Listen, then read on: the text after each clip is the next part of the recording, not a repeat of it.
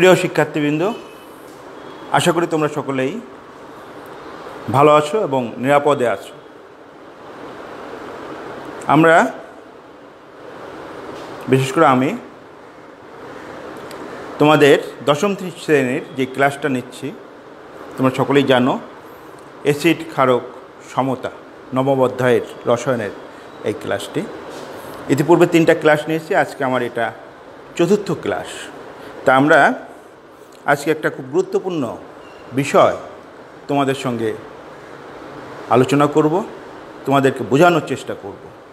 তোমরা যতদিন রসায়ন পড়বে সবসময় এই বিষয়টা তোমাদের কাজে লাগবে। সে কারণে অত্যন্ত মনোযোগ সহকারে ধৈর্য নিয়ে আন্তরিকতার সঙ্গে তোমাদের ক্লাসটা বুঝতে হবে এবং আমার ক্লাসটা দেখার পরে যদি তোমরা পাঠ্য বইটা কিছুটা সময় পড়ো, তাহলে আমি মনে করি তোমাদের কোনো অস্পষ্টতা আর থাকবে না, তোমরা সেটা ভালোভাবে বুঝতে পারবে। তা আমরা যেটা পড়াবো আজকে, আমাদের অধ্যায় হচ্ছে নবম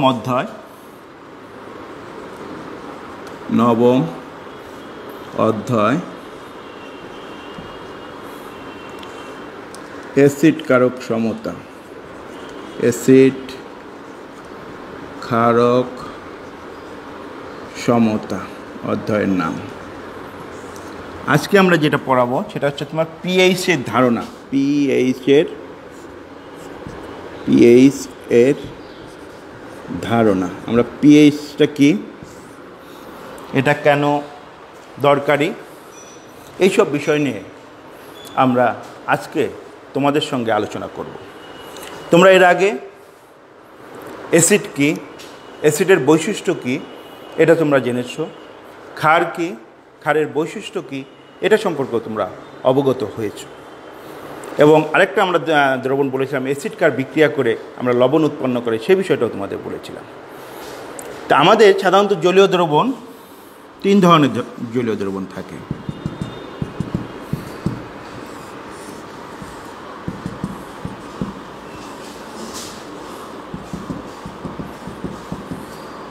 এটা ধরো অ্যাসিড দ্রবণ, এটা ধরো ক্ষারীয় দ্রবণ, আর এটা ধরো নিরপেক্ষ দ্রবণ। 3টা দ্রবণ। এখন ধরো আমাদের পরীক্ষাগারে তোমাকে বলে দেওয়া হলো না কোনটা অ্যাসিড দ্রবণ, কোনটা ক্ষারীয় দ্রবণ বা কোনটা নিরপেক্ষ দ্রবণ, সেটা তোমাকে বলে দেওয়া হলো না, কিন্তু বলা হলো কোনটা কোন জাতীয় দ্রবণ তুমি বের করো। তখন তোমরা কি করবে? একটা জিনিস তোমরা ইতিমধ্যে শিখেছো যে আমরা লিটমাস পেপারের পরীক্ষা দ্বারা আমরা অ্যাসিড বা ক্ষারকে আমরা বুঝতে পারি কোনটা অ্যাসিড বা কোনটা ক্ষারক। যেমন অ্যাসিড কি করে, অ্যাসিড তুমি যদি নীল লিটমাস কাগজ অ্যাসিড দ্রবণে প্রবেশ করাও তাহলে সেটা লাল হয়ে যায়। আবার ক্ষারকে তোমরা যদি লাল লিটমাস দ্রবণ প্রবেশ করো তাহলে এটা নীল হয়ে যায়। আর যেটা নিরপেক্ষ দ্রবণ যেমন পানি, সেখানে কিন্তু এটা কোনো কালারই চেঞ্জ হয় না। এটা একটা পরীক্ষা হতে পারে, এটার মাধ্যমে আমরা অ্যাসিড কোনটা কোন দ্রবণ, ক্ষার কোন দ্রবণ, এই সম্পর্কে আমরা অবগত হতে পারি। কিন্তু এর থেকেও ভালো যেটা বলা যায় একটা ডিজিটাল পদ্ধতি, সেটা হচ্ছে আমরা এই পিএইচের মাধ্যমে, একটা পিএইচের মান জেনে আমরা অ্যাসিড কোনটা, ক্ষার কোনটা এবং নিরপেক্ষ দ্রবণ কোনটা সেটা কিন্তু সহজে বুঝতে পারি। তাহলে কি কোনো জলীয় দ্রবণ অ্যাসিডীয় কিনা, ক্ষারীয় কিনা কিংবা নিরপেক্ষ কিনা দ্রবণ, সেটা জানার জন্য আমরা পিএইচ একক ব্যবহার করি। এর কিন্তু একটা সূত্র আছে, একটা ইকুয়েশন আছে। ইকুয়েশন হচ্ছে কি, পিএইচটাকে বলা হয়, পিটা ছোটো হাতের লিখতে হয়, এইচটা বড় হাতের লিখতে হয়। পিএইচ হচ্ছে -log of হাইড্রোজেন আয়নের মোলার কনসেন্ট্রেশন বা মোলার ঘনমাত্রা। অর্থাৎ কোনো দ্রবণের পিএইচ বলতে বোঝায় ওই দ্রবণে উপস্থিত হাইড্রোজেন আয়নের মোলার ঘনমাত্রার ঋণাত্মক লগারিদম। এই যে এটাকে আমরা, এই জিনিসটাকে আমরা বলি, এটা দ্বারা বোঝায় দ্রবণে উপস্থিত হাইড্রোজেন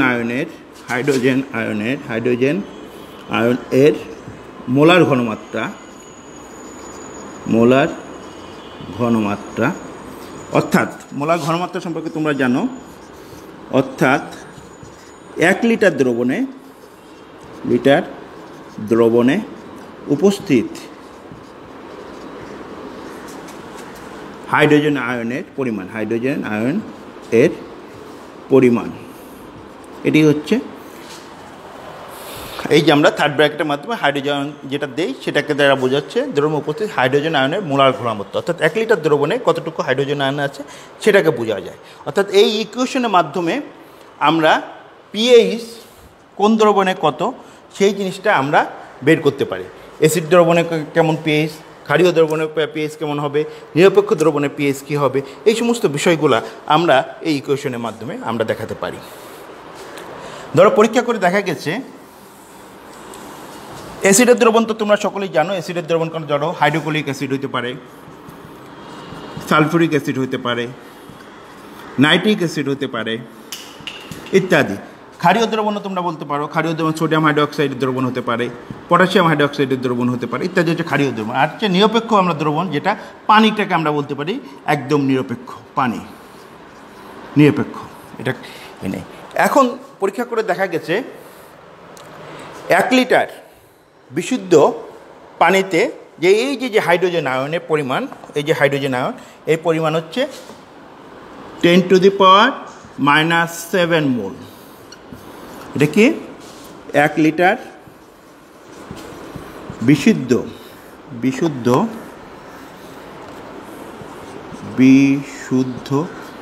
পানিতে হাইড্রোজেন আয়ন এর পরিমাণ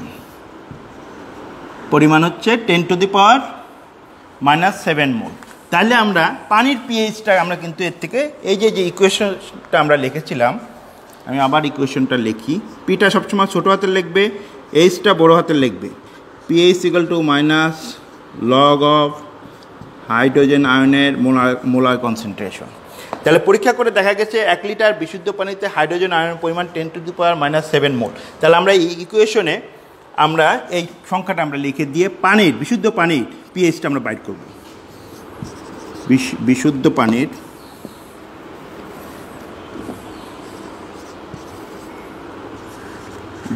পানির পিএইচ আমরা এই ইকুয়েশনটাকে লিখি log অফ হাইড্রোজেন আয়নের মোলার কনসেন্ট্রেশন বা মোলার ঘনমাত্রা log অফ হাইড্রোজেন আয়নের বিশুদ্ধ পানিতে, এটা পরীক্ষা করে দেখা গেছে এটা হচ্ছে 10⁻⁻7 মোল।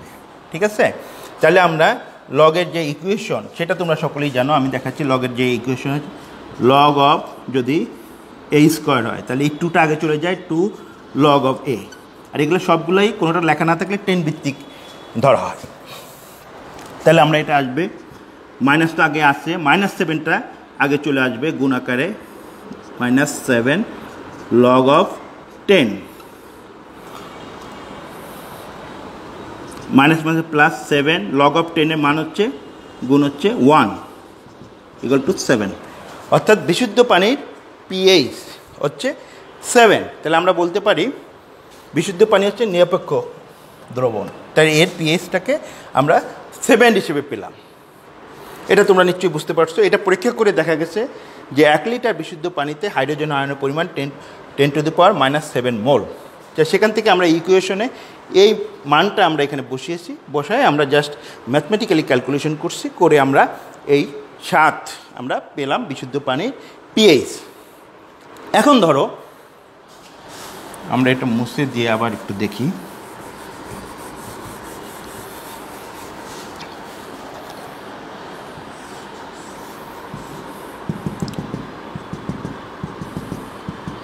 এটা ধরো বিশুদ্ধ পানি, এর ভিতরে আছে বিশুদ্ধ পানি।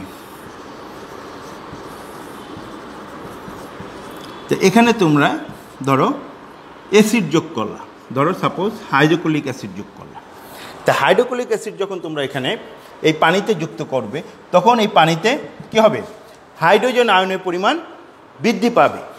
এই বিশুদ্ধ পানিতে যদি আমরা অ্যাসিড যোগ করি তাহলে দেখা যাবে যে এই হাইড্রোজেন আয়নের পরিমাণ বৃদ্ধি পাবে। ঠিক আছে, তাহলে আমাদের ধরো এই যে এখানে যেটা দেখলাম, আমাদের যে পানিতে, বিশুদ্ধ পানিতে হাইড্রোজেন আয়ন পরিমাণ ছিল 10⁷ মোল। তাহলে এখন যদি এটা 10 গুণ বৃদ্ধি পায়, হাইড্রোক্লোরিক অ্যাসিড যদি আমরা এই পানিতে দিতে থাকি এবং একটা পর্যায়ে যদি আমরা দেখি যে হাইড্রোজেন আয়নের পরিমাণ 10 গুণ বৃদ্ধি পেয়েছে, তখন হাইড্রোজেন আয়নের পরিমাণ কত হবে পানিতে বা অ্যাসিড মিশ্রিত পানিতে? তখন সেটা হয়ে যাবে 10⁻⁻6, 10 গুণ বৃদ্ধি পেল। তাহলে সেক্ষেত্রে আমাদের অ্যাসিড যোগ করার ফলে সেক্ষেত্রে আমাদের পিএইচ কত হবে সেটা একটু আমি তোমাদের ক্যালকুলেশন করে দেখাই। পিএইচ ইকুয়াল টু মাইনাস, ইকুয়েশনটা লিখি, লগ অফ হাইড্রোজেন আয়নের concentration equal to minus log of, এটার মানটা হচ্ছে যেহেতু অ্যাসিড যোগ করার ফলে আগে যেটুকু ছিল তাতে 10 গুণ পরিমাণ হাইড্রোজেন আয়নের পরিমাণ বৃদ্ধি পেয়েছে, সেজন্য এখানে 7 ছিল, এখানে 6 হয়ে গেল, 10⁻⁻6। এই মানটা আমরা লিখি 10⁻⁻6। তাহলে এটা তুমি এখন ম্যাথমেটিক্যাল ক্যালকুলেশন করবা, মাইনাস গুণিত -6 লগ অফ 10, তাহলে 6 minus minus plus 6 log of 10, 6 গুণিত 1 ইকুয়াল টু 6, অর্থাৎ এখানে পিএইচ হচ্ছে 6। অর্থাৎ আমরা যদি হাইড্রোজেন আয়নের পরিমাণ বেড়ে যায় তাহলে পিএইচের মানটা কিন্তু কমে যাচ্ছে, অর্থাৎ যত বেশি হাইড্রোজেন আয়ন তোমার দ্রবণে বেশি থাকবে পিএইচের মান তত কমে যাবে। আবার আমরা যদি এখানে এই বিশুদ্ধ পানিতে আমরা অ্যাসিড যোগ করলাম, অ্যাসিড যোগ করে আমরা এটা দেখলাম এখানে হলো 6, আর বিশুদ্ধ পানিতে আমরা দেখেছি বিশুদ্ধ পানিতে আমাদের ছিল 7 পিএইচ। আমরা আগে তোমাদের দেখিয়েছি বিশুদ্ধ পানিতে পানির পিএইচ আমরা দেখিয়েছিলাম 7। এবার বিশুদ্ধ পানিতে যে আমরা হাইড্রোক্লোরিক অ্যাসিড যোগ করলে এটা হয়ে গেল 6। এখন ধরো বিশুদ্ধ পানিতে যদি আমরা ক্ষার যুক্ত করি, সোডিয়াম হাইড্রোক্সাইড, বিশুদ্ধ পানি,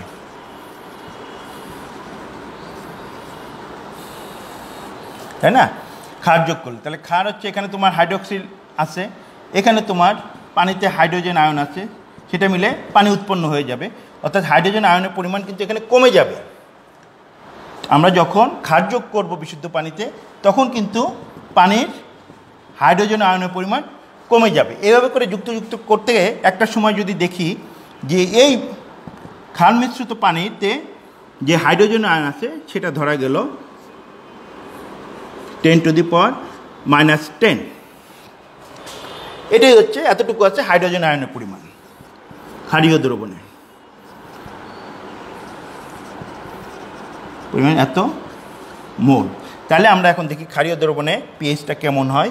এই ইকুয়েশনটা আবার আমরা লিখব, pH equal to minus log of hydrogen ion এর মোলার কনসেন্ট্রেশন। তাহলে এখানে আবার আমরা ইকুয়েশনে মানটা আমরা লিখব, হাইড্রোজেন 10⁻⁻10। তাহলে আমরা ইকুয়েশনটা ম্যাথমেটিক্যালি আমরা ইকুয়েশনটা করব, মাইনাস গুণিত -10 লগ অফ 10। তোমরা এটা ম্যাথমেটিক্যালি তোমরা এটা করেছো যখন তোমরা অঙ্ক করেছো লগের, তাহলে এখানে হচ্ছে 10 লগ অফ 10, লগ অফ 10 এর ভিত্তি হল 10, সেই কারণে ওটার মান হয়ে যাবে 1। তাহলে 10 গুণিত 1 ইকুয়াল টু 10। তাহলে একটা জিনিস খেয়াল করো, আমরা প্রথমে তোমাদের দেখিয়েছি যে বিশুদ্ধ পানির পিএইচ কত, তখন আমরা দেখিয়েছি বিশুদ্ধ পানির পিএইচ হচ্ছে 7। পরবর্তীতে আমরা দেখেছি যে বিশুদ্ধ পানিতে যদি আমরা অ্যাসিড যুক্ত করি তখন আমাদের দেখা যাবে যে এখানে হাইড্রোজেন আয়নের পরিমাণ বেশি হয়ে যায়, তখন পিএইচটা কেমন হচ্ছে, তখন দেখছি যে পিএইচটা 7-এর থেকে কম হয়ে যাচ্ছে, এখানে হয়েছে 6। আবার আমরা দেখিয়েছি তোমাদের যে যখন আমরা বিশুদ্ধ পানিতে আমরা ক্ষার যুক্ত করি তখন তোমাদের পিএইচের মানটা কেমন হয়ে যায়, তখন দেখেছি যে পিএইচের মান হয়েছে 10। তাহলে এখানে 3টা জিনিস ঘটলো, একটা হচ্ছে বিশুদ্ধ পানিতে তার পিএইচ হচ্ছে তোমার 7, আর অ্যাসিড যখন হয়ে যাচ্ছে অ্যাসিড তখন পিএইচটা 7-এর থেকে কম হয়ে যাচ্ছে, আবার ক্ষারীয় যখন যায় তখন 7-এর থেকে বেশি হয়ে যাচ্ছে। তাহলে এই যে মান, এই মানগুলো দিয়ে আমরা কিন্তু কোন দ্রবণ অ্যাসিডীয়, কোন দ্রবণ ক্ষারীয় এবং কোন দ্রবণ আমাদের নিরপেক্ষ সেটা কিন্তু সহজেই আমরা পরীক্ষা করতে পারি। হ্যাঁ, যে এই মান দেখে, যেমন আমরা যেমন জ্বর হলে আমরা একটা থার্মোমিটার আমাদের কপালে লাগিয়ে আমরা একটা মান পাই যে এটা 98 ডিগ্রি সেলসিয়াস বা 99 ডিগ্রি ফারেনহাইট বা 36 ডিগ্রি ফারেনহাইট, আমরা বিভিন্নভাবে মান পাই ও মান দেখে আমরা বুঝতে পারি আমাদের শরীরের তাপমাত্রা কেমন। ঠিক একইভাবে এই পিএইচের মান দেখে আমরা বুঝতে পারবো কোনটা অ্যাসিডীয় দ্রবণ, কোনটা ক্ষারীয় দ্রবণ এবং কোনটা নিরপেক্ষীয় দ্রবণ। যেমন তোমরা যখন ল্যাবে যাবে তখন তোমরা দেখবে পিএইচ মিটার বলে একটা মিটার থাকবে, এরকম একটা জিনিস আছে, তার সঙ্গে এরকম একটা ইলেকট্রোড থাকবে, চিকন একটা লম্বা একটা ইলেকট্রোড থাকবে। এটা হচ্ছে ইলেকট্রোড, একটা দণ্ডের মতো ইলেকট্রোড। আর এটা হচ্ছে পিএইচ মিটার, এখানে তোমার নাম্বার দেওয়া থাকবে, পিএইচ মিটার। এটা তুমি কি করবা, যদি একটা দ্রবণের ভিতর যুক্ত করবা তখন দেখবা যে এখানে তোমাদের একটা সংখ্যা আসবে, 3 আসতে পারে, 4 আসতে পারে, 5 আসতে পারে, 10 আসতে পারে, এরকম আসবে। আবার ক্ষারীয় দ্রবণের ভিতর যখন তোমরা দিবা এই দ্রবণের ভিতর, তখনও দেখবে একটা মান এখানে আসবে। আবার কালারও কিন্তু আসতে পারে, বিভিন্ন ধরনের কালারও চেঞ্জ হয়। আবার নিরপেক্ষ দ্রবণের ভিতর দিলে তখনও পিএইচের একটা মান আসবে। অর্থাৎ এই মান দেখে বা কালার দেখে আমরা কোন দ্রবণ ক্ষারীয়, কোন দ্রবণ অ্যাসিডীয়, কোন দ্রবণ নিরপেক্ষ, এটা আমরা সহজেই পরীক্ষাগারে পরীক্ষা করতে পারি।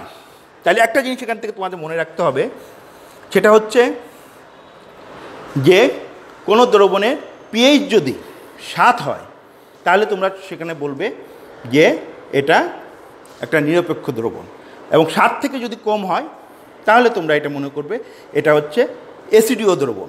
আবার 7 থেকে যদি বেশি দিকে যায়, 8, 9, 10, 11, 12 এরকম, তাহলে এটাকে তোমরা বলতে পারবে ক্ষারীয় দ্রবণ। অর্থাৎ পিএইচের মান দেখে আমরা দ্রবণের প্রকৃতি এটা আমরা সহজেই বের করতে পারবো।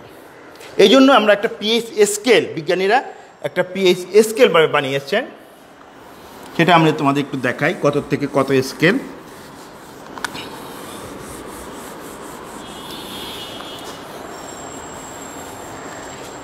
পিএইচের স্কেলটাকে আমরা সাপোজ একটা স্কেল আমরা এইভাবে করে করি,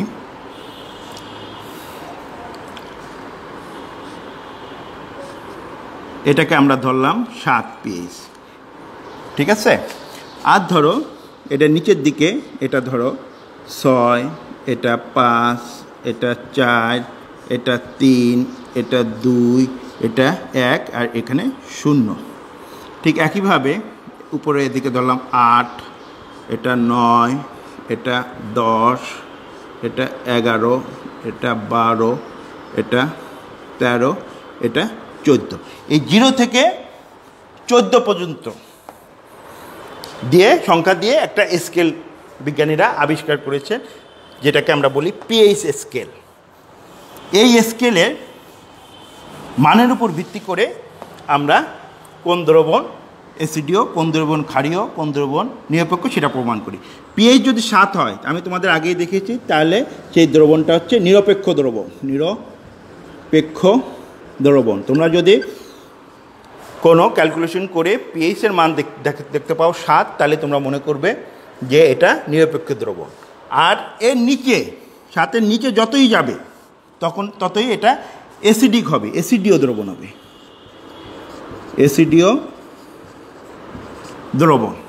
অর্থাৎ 7-6 হলে এটা একটু কম অ্যাসিডীয়, যত নিচের দিকে নামবে এটা অ্যাসিডের, আমরা তোমাদের বলছিলাম মৃদু অ্যাসিড এবং শক্তিশালী অ্যাসিড। অর্থাৎ পিএইচের মান যত কম হবে অ্যাসিডটা তত বেশি শক্তিশালী। অর্থাৎ 6 হলে অ্যাসিডটা যতটুকু শক্তিশালী, 5 হলে কিন্তু অ্যাসিডটা তার থেকে বেশি শক্তিশালী, আবার 4 হলে তার থেকেও বেশি শক্তিশালী। অর্থাৎ যখন এটা 1 হয়ে যাবে অনেক শক্তিশালী, 0 হয়ে গেলে আরও বেশি শক্তিশালী। একইভাবে যদি এটা যত উপরের দিকে যাবে এটা ক্ষারীয় মাত্রাটা তত বৃদ্ধি পাবে। 8 হলে যতটুকু ক্ষারীয় বৈশিষ্ট্য বা ক্ষারীয় থাকবে সেটা 9 গেলে তার থেকে বেশি, এটা হচ্ছে ক্ষারীয় দ্রবণ। তাহলে তোমরা দেখো এই স্কেল থেকে আমরা কিন্তু সহজেই আমরা পিএইচ সম্পর্কে ধারণা পেতে পারি যে যদি পিএইচের মান 7 হয় তাহলে এটা নিরপেক্ষ দ্রবণ, পিএইচের মান 7-এর থেকে যদি নিচে হয়, হ্যাঁ 0 থেকে 7-এর আগ পর্যন্ত, তাহলে এটা অ্যাসিডীয় দ্রবণ, এবং 7-এর উপর থেকে 14 পর্যন্ত এটা যদি আমাদের কোনো মান পাই পিএইচের, তাহলে এটা ক্ষারীয় দ্রবণ। অর্থাৎ পিএইচের মান থেকে আমরা কিন্তু কোন দ্রবণ ক্ষারীয়, অ্যাসিডীয় বা নিরপেক্ষ সেটা আমরা সহজেই প্রমাণ করতে পারি। এটা গেল আমাদের পিএইচ সম্পর্কে একটা তোমাদের স্বাভাবিক ধারণা দিতে গেলাম। এখন কথা হচ্ছে যে পিএইচটা আমাদের গুরুত্বপূর্ণ কেন? অনেক কারণে পিএইচ আমাদের খুব গুরুত্বপূর্ণ। কারণ তুমি প্রথমেই যদি ধরো কৃষির ক্ষেত্রে যদি আমরা বলি, কারণ আমাদের কৃষি পণ্য উৎপন্ন ছাড়া আমরা তো বেঁচে থাকতে পারবো না। আমাদের চাল বলো, ধান বলো, আটা বলো, গম বলো, ভুট্টা বলো, যা কিছু হয় সবগুলোই আমাদের মাটিতে উৎপন্ন হয়। কাজেই এই পিএইচটা, মাটির পিএইচ কত হলে সবচেয়ে ভালো ফসল উৎপন্ন হবে সেটা কিন্তু গুরুত্বপূর্ণ। কারণ প্রতিটি উদ্ভিদ মাটি থেকে তারা কিন্তু বিভিন্ন ধরনের আয়ন গ্রহণ করে, বিভিন্ন ধরনের পুষ্টি গ্রহণ করে, পানি শোষণ করে, তাই না? তাহলে আমাদের কৃষিক্ষেত্রের জন্য কৃষি গুরুত্ব, আমরা পিএইচের গুরুত্বটা আমরা এবার একটু পড়ব। কৃষিক্ষেত্রে গুরুত্ব, কৃষিক্ষেত্রে কি আছে? বিজ্ঞানীরা দেখেছেন মাটির পিএইচ যদি 6 থেকে 8, মাটির পিএইচ 6 থেকে 8 অর্থাৎ বেশি, দেখো এই যে স্কেল 6 থেকে 8 এই ভিতরে, তাহলে 7 হচ্ছে নিরপেক্ষ, এটা হচ্ছে নিরপেক্ষ, অর্থাৎ বেশি অ্যাসিডীয় না, বেশি ক্ষারীয় না। অর্থাৎ মাটির পিএইচ যদি 6 থেকে 8-এর মধ্যে থাকে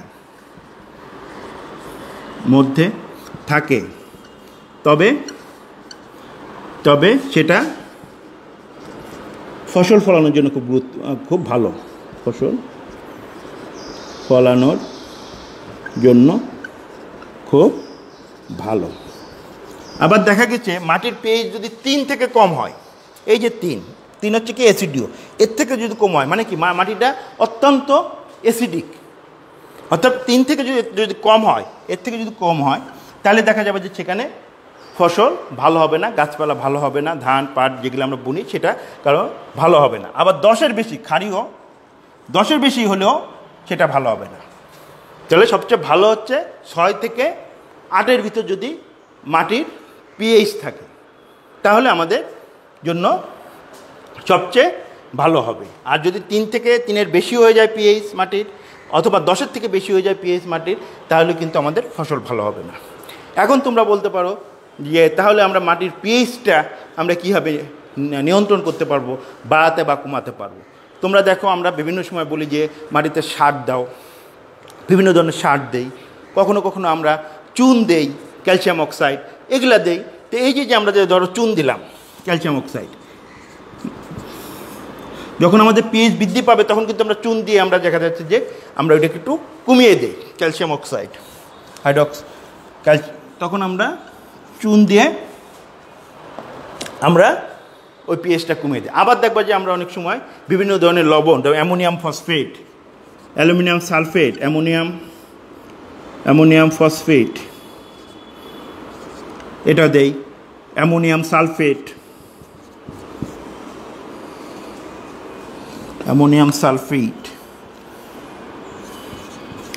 এগুলো সার হিসেবে আমরা দিয়ে মাটির পিএইচটা এই 6 থেকে 8-এর ভিতরে, যখন পিএইচ কম হয়, বেশি হয় তখন আমরা ক্যালসিয়াম চুন দেই, যখন বেশি হয় আমরা অ্যামোনিয়াম ফসফেট দিই। এভাবে করে কিন্তু আমরা মাটির পিএইচটা অ্যাডজাস্ট করি যাতে উদ্ভিদ সহজেই মাটি থেকে তার প্রয়োজনীয় আয়ন এবং অন্যান্য প্রয়োজনীয় উপকরণ সহজেই গ্রহণ করতে পারে। এই জন্য আমাদের পিএইচ সম্পর্কে ধারণা থাকা খুবই দরকার। আবার ধরো আমাদের জীবদেহ, হ্যাঁ, জীবদেহে বিভিন্ন রাসায়নিক প্রক্রিয়ায় জীবদেহে বিভিন্ন রাসায়নিক প্রক্রিয়ায়, পিএইচ প্রক্রিয়ায়, যেমন আমাদের বিভিন্ন অঙ্গ আছে, অর্গান আছে, সেখানে কিন্তু বিভিন্ন ধরনের পিএইচ আছে সেই পিএইচটা ঠিক রাখা আমাদের সুস্বাস্থ্যের জন্য বা স্বাভাবিকভাবে বেঁচে থাকার জন্য খুব গুরুত্বপূর্ণ। এটা একটু আমি মুছে দিই এখন। যেমন জিভ ধেয়ে আমি এখানে লিখি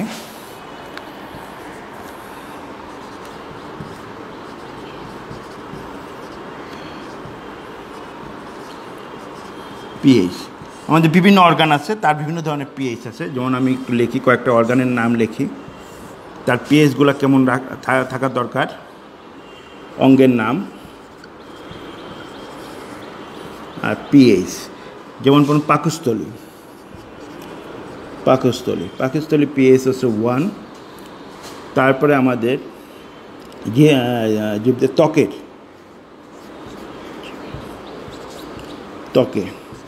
ত্বকে থাকে আমাদের 4.8 থেকে 5.5 পর্যন্ত। এরপর আমাদের মূত্রের পিএইচ বা প্রস্রাবের পিএইচ 6। এরপরে আমাদের প্রস্রাবের পিএইচ 6 আছে। এরপর রক্তের পিএইচ আমাদের 7.43 থেকে 7.5 পর্যন্ত। তারপর অগ্নাশয় এখানে পিএইচ 8।